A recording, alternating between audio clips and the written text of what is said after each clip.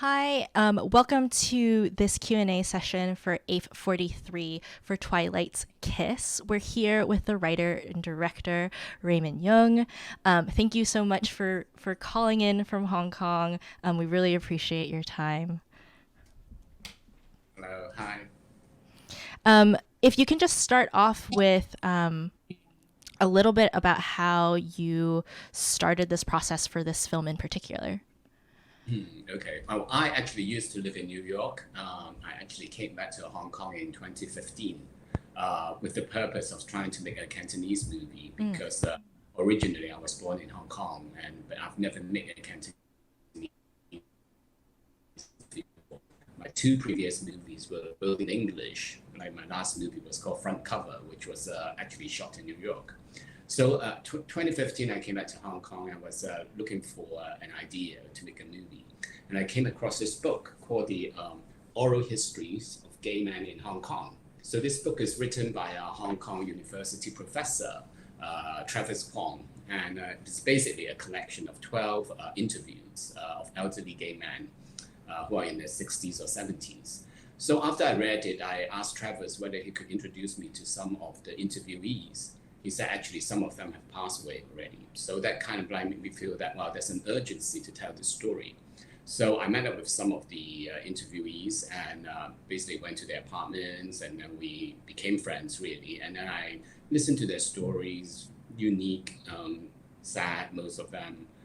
So I decided to recreate a screenplay really based on a few of the stories I've heard and sort of like reimagine what it would be like if they meet today and the kind of dilemma and struggles they have. So that's how the story came about. Yeah, I mean, I think the film is so beautiful, and the thing that really struck me was just how subtle and delicate it was. Um, in your process of writing, kind of what was your primary goal beyond just showcasing some of this really specific culture? Right. I think one of the things that I thought was very fascinating was that one of the interviewees, he was like 60 or 70 years old, I think late 60s. And it was the first time that he actually felt that he was falling in love. So I thought that was so sweet. And it was one of the things that I really tried to capture is that the first time, first love for someone who is that at that age, at their twilight years, and falling in love for the first time and what that would be like. And of course, I also want to showcase what some of the ones who actually came out, because quite a few that I actually met Mm.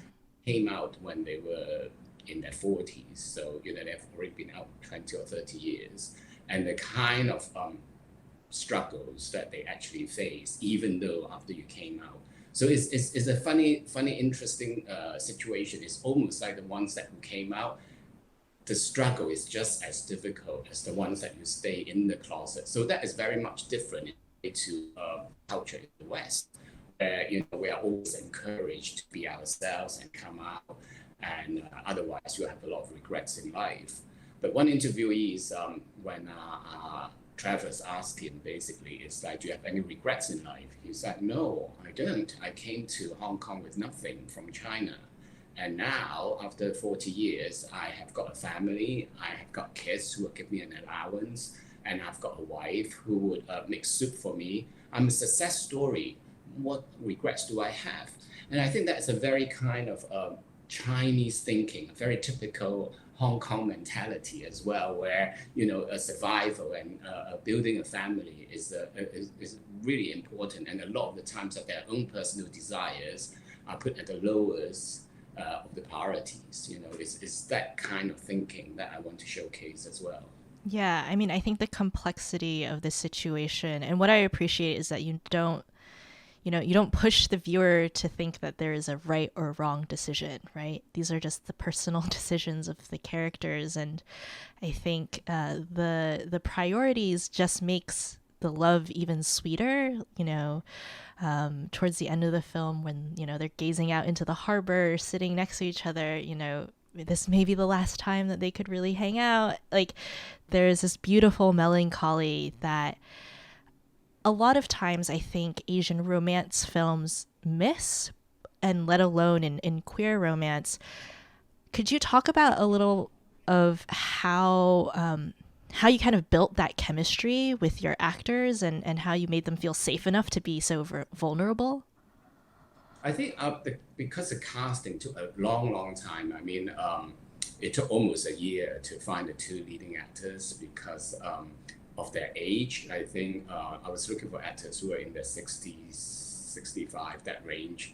And a lot of them were like from the Shaw Brothers era in Hong Kong. So they were all action martial arts stars, used to play swordsmen, policemen. So they were very, very worried about their images. So a lot of them said no to me. The few that were actually interested, and they said, "Oh, I don't want to kiss, I don't want to hold hands, I don't want to do all these things." So finally, there was only really a small list of actors that I was who basically said yes and agreed to do the things that the script required. So I have to do a lot of chemistry tests between them and actually find Taibo and Ben was the best pair. So I think that long process of casting actually was good in a way because the two final actors that we got were really very professional and very game to, they loved the script. So the actual directing during the shoot was not that really difficult because I think they're both very professional and they both have been acting for a long time. So they were able to get into the character very, very quickly. The only day that we had a little bit problem was the scene where they have to have sex, really, basically in the cubicle. I mean, understandably, because particularly Taibo was already 68 and has always been playing very, very macho roles. So for him, it's quite a challenge. So that day, I basically told them that, well, this is like a dance routine we are doing. You just have to get used to each other's bodies. But of course, you have to do it topless. So we did a bit of rehearsal just so that they can get over the hurdle of being familiar with another man's body. And then once they did that for 2 or 3 hours of rehearsals, and they were very, very easy. Ben has done a stage before where he played gay parts, so he was a bit more relaxed. But after a couple of hours of rehearsal, when we start shooting, then they were able to get into it really, really, quickly. And I thought it was, quite good, really. So, yeah. Yeah. Did you find casting the rest of their family a little bit easier, or did some of the actors there have the similar kind of hesitation in participating in a film like this?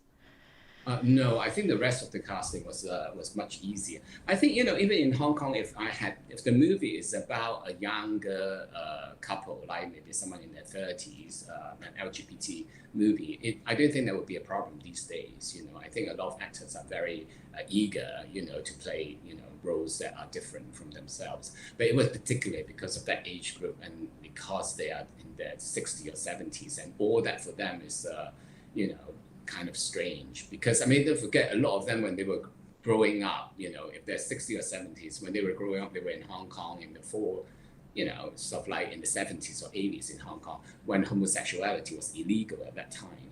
So that has a lot of, so for them, it's still always something that is slightly, stuff like taboo. So for them to play a gay part, they still have a lot of reservation.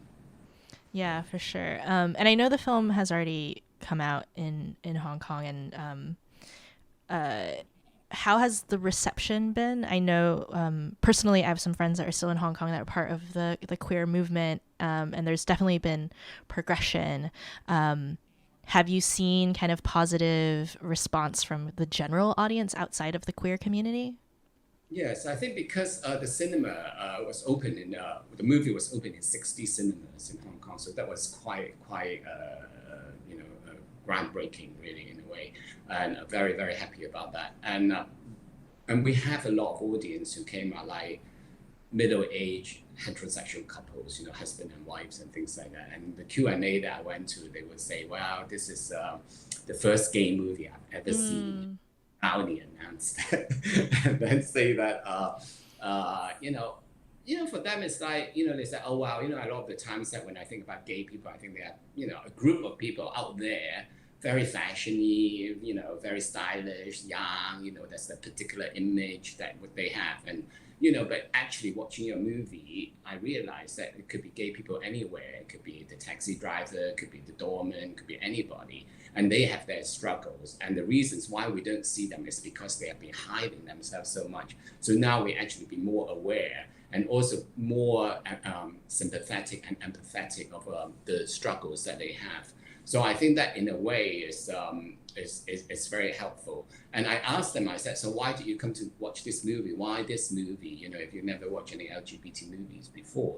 And they said, well, really it's because of the awards and nominations. We're curious to know what the movie is like. So which I think is interesting that, you always think, well, all these awards and things, is it really that useful? But in a way it does, because it does bridge, that bring, otherwise would not come and watch this type of movie.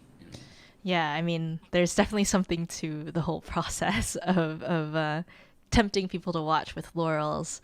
Something that I found really interesting, and I wonder how much of it's based off of the research material that you had, but I really enjoyed the kind of threading of this kind of political B story, right, of whether or not the senior care center will be opened, right, will be funded enough to open. Was that something that you always had in mind? Was that something that was born from your research? Or is it something that kind of happened organically as you were building out, the two main leads are very, very different in how they express themselves. And so, the public service element I thought was just really interesting. Thank you. When I was doing the research, I came across this group called Gay and Grey. It's a social group for elderly gay men who are in their 60s or 70s. And so they meet once a month, they have dim sum or something like that, and then they will go to a social worker's apartment, really, and then just have a chat, just about lives. But sometimes they talk about, sort of like things that they want. And so I've been turning up to those meetings, and then 1 week they were talking about a senior citizen home, and they were talking about, they are very worried that if they have to go, they might have to go back into the closet. The ones that were out, they might have to go back into the closet because they're just really afraid that if they go there, people don't understand what they want, and they will ask them embarrassing questions. And, and what happened to all their own personal belongings, all those things, do they have to give them, throw them out and things like that. So that's how the discussion started. And that went on for a little bit. So there was a chance where they could go to LACO, the Hong Kong government, and kind of like make a speech about what they want. And so one of the activists actually went to LACO and make that speech. And I thought it was so interesting and also so powerful. So I decided to ask that activist, his real name is Shimili. And I asked him, I said, do you want to appear in my movie? So he said, yeah, sure. So he actually ended up playing Dior. He was Oh my gosh. in the movie. And the scene where he goes to LACO and make that speech is actually the same speech that he made in real life. So it was kind of like blending reality with the movie. So that part of the story was really come out from all the meetings that I went to and the discussions that they have. Particularly really is about dignity, personal belongings, what they have to give up. And then of course there were the ones who are straight or still married.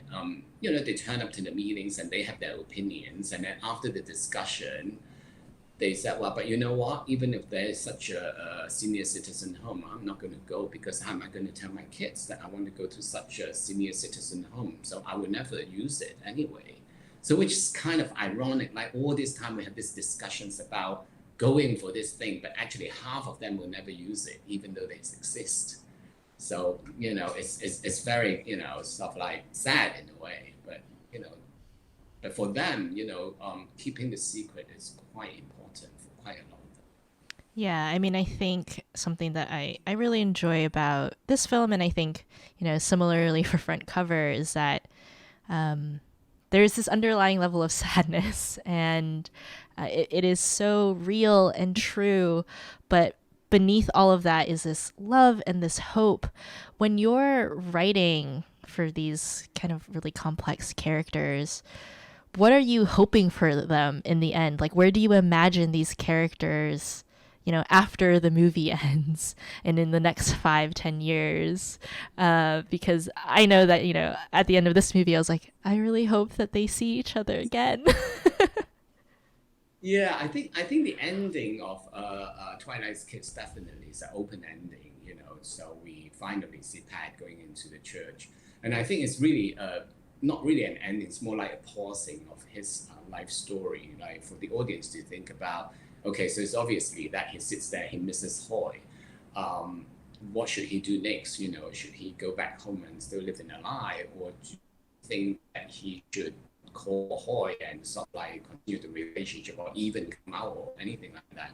But then at the same time, then you have to contemplate what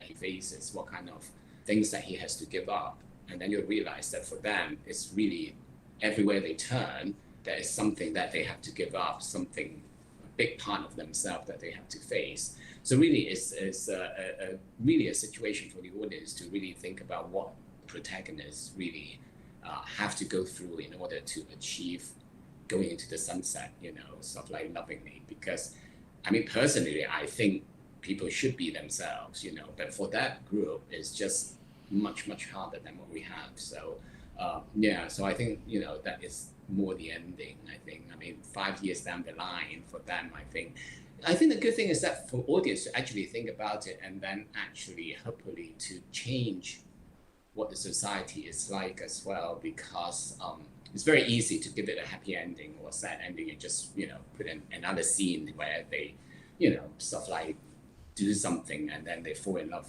or run away or whatever. But I think that would be unfair to do that, and so that the audience can go and say, oh yeah, I like the ending, I don't like the ending. But I think an ending like this will make people think a little bit more and hopefully make some changes, really. Yeah, I mean, I love a call to action at the end of a film.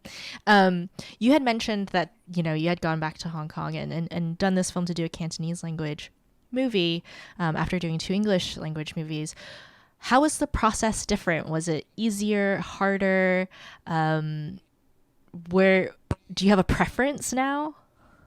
I think if I had made Twilight's Kiss in the States, I think the casting would be easier. I think because that kind of roles for actors of that certain age, they don't really get that opportunities that often. So if they have seen the script, even though quite established actors would come on board possibly much quicker, I think I'll have better choices. I mean, more choices. I wouldn't say better choices, more choices. While this one was a real struggle. I mean, really, really, I was calling, people every other day. I've never been rejected by so many men in my life. So it was basically said, no, like that, really, really quickly as well, some of them. And some of the things they said was quite shocking to me. But anyway, but otherwise, I think there are easier things to shoot is because we don't have union rules here. So you can, it's a lot more flexible. Like you don't have 1 hour lunch break, you can have running lunch. So that makes the whole thing much quicker. We shot in 21 days, wow, which is quite short, but we actually got everything we wanted. So I think, it was very efficient in that sense. And also the locations, because Hong Kong's small, so you go to different, one day you can do 3 locations, while in New York it's not possible, just going from one place to another. Just change one change of location will already take up a whole 3 hours. So, I mean, in that sense, it's more efficient in Hong Kong. Yeah. Was the writing process different? Do you find writing in one language easier than the other, or is it kind of all the same part of your brain? Well, okay, the Twilight's Kids writing process, a little bit of cheating because I actually can't write Chinese. So I actually wrote in English, and then I had someone to translate the narrative, those parts, scene descriptions in Chinese. The dialogue, because I speak perfect Cantonese, so I actually recorded all the dialogues from English to Cantonese. I recorded and asked the translator to write it, and then we talk about how to make it sound a little bit more local, because my Cantonese is slightly dated because I was away for so long. So he was able to help me to make it a little bit more sort of like local and up to date. And but then the narration and all that is it was translated actually. So I still write in English, and the dialogue I write in English first, and then I translate it later. Yeah, I sympathize with that problem. It's the same thing where I came to the US fairly young, so I feel like I sound like a 90s person, and so my cousins make fun of me. um, so it's really interesting to hear that you write in English because I do the same thing as well, where I'll write everything in English and then yeah ask my mom to look over it and then ask a friend to look over it, ask a younger friend to look at it and to make sure it makes sense. I think this is particularly good. Like this is the Asian American Film Festival, so I'm sure there's a lot of Asian American filmmakers out there who are watching this. So for them, it's also like a lot of the time they think, "Oh, I can't write Chinese. Yeah. I'm not good."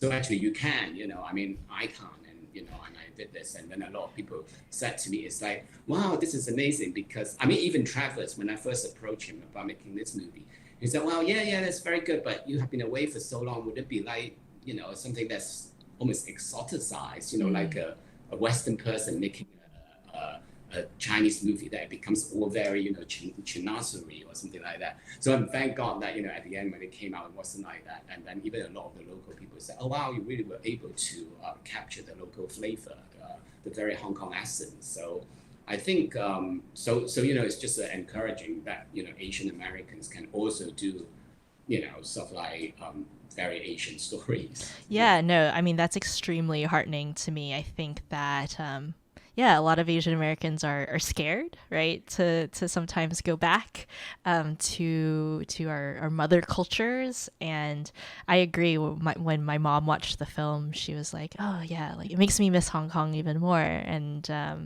so you definitely did it very, very well. Um, are you working on what is your next project? Is it going to be Cantonese language? Are you going to go back to English language? I think it possibly going to be Cantonese, but at the moment, this year is such a strange Yeah. year. Originally, the movie was supposed to. Well, first we were cinematic release in Taiwan, and then Hong Kong, and then different parts of Asia, and then we are supposed to be released in America in the summer because it's so to strand, and then Europe as well is following, but all that has been delayed. So this year has been a year of just doing Zoom QA, Right, another one. a lot of virtual, promotion. I mean, in Hong Kong we had a long run, so that was helpful as well. So I mean, I'm trying to research and do another project or think of another project, but my mindset is still very much on this project. So it's very difficult to withdraw and do something else. So it's kind of slow and kind of delayed, but I'm definitely interested in doing another movie in Hong Kong for sure. Yeah. I mean, I would love to see your perspective of Hong Kong again. I think it really, I relate to it a lot for some reason. And yeah, we're really excited to work with Strand and with y'all on the American release. We're good partners with Film Forum, so we're really excited for whenever the date gets solidified to hopefully drive people back to the film. It's so beautiful and so strangely hopeful. I think people will be surprised that I say that, but I really do think that you're at the forefront of what I think is this like new wave of Asian LGBT content, and you have always been. And this film to me really cemented your range, right? And I'm so excited to see what you do next. Is there anything that you would like to say to the festival crowd or to any of the young filmmakers that will be watching this? I think more a message to just the audience in general is that I think a lot of the times that when we see older people, really, we kind of like think that we've done our duty by saying that, oh, have you got enough clothes, have you seen the doctor or something like that. But really, I think particularly after my experience with working with a lot of the senior citizen, is that it's not just health that they care about, of course, as part of it as well, but really emotionally and spiritually, they need more support and people to understand and talk to them about it. And they do have sexual desires as well, like we can't, but they do. Do you know what I mean? It's just people nature. So, just see them as three-dimensional and not just put them in a category and they're like father, grandparents, and that's that, So I think, that's part of the things that I've learned by making this movie. Yeah. Yeah, I mean, I think that's a great reminder, and I'm so thankful that you were able to share some time with us. I'm so thankful that you let us have the film. Yeah, again, we're really excited to see whatever comes next. And please let us know, let us all know whatever it is. And thank you again for your time.